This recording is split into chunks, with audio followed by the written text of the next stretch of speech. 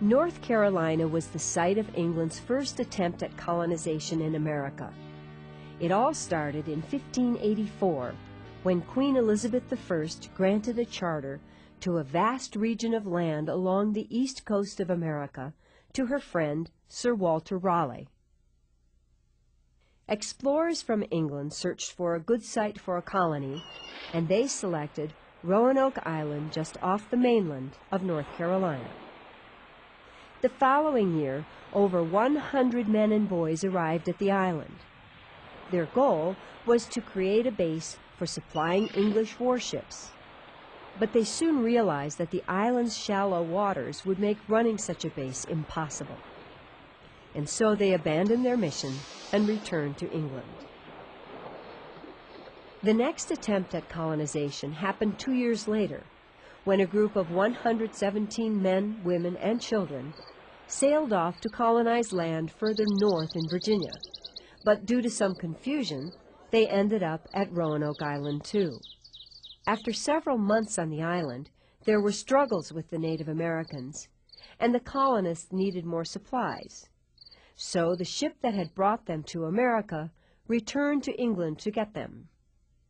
However, a major war broke out between Spain and England, and the English needed every ship they could find. As a result, 3 years passed by before the supply ship could safely return to Roanoke Island. When the ship finally got back in 1590, the island was deserted.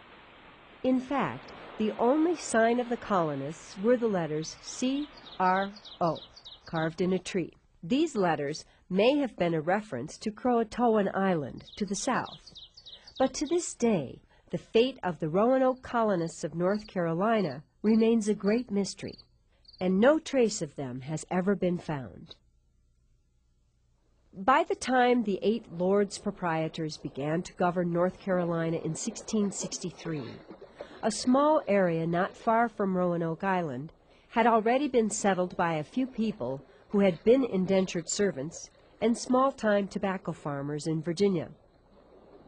The town of Bath, seen here, is the oldest town in North Carolina, founded in 1705. 3 years after it was founded, Bath had 12 houses, a shipyard, a mill for grinding grain, and 50 residents.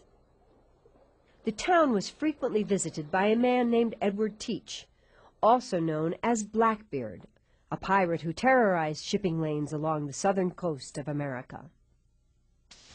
During its early days, North Carolina's main exports were tobacco, furs, and forest products for wooden ships, such as timbers, turpentine, pitch, resin, and tar. Eventually, North Carolina changed from being a privately owned proprietorship colony to a royal colony. The king built a beautiful palace for his governor, William Tryon, right before the outbreak of the Revolutionary War, and for a short time, Tryon Palace served as the home of North Carolina's colonial legislature.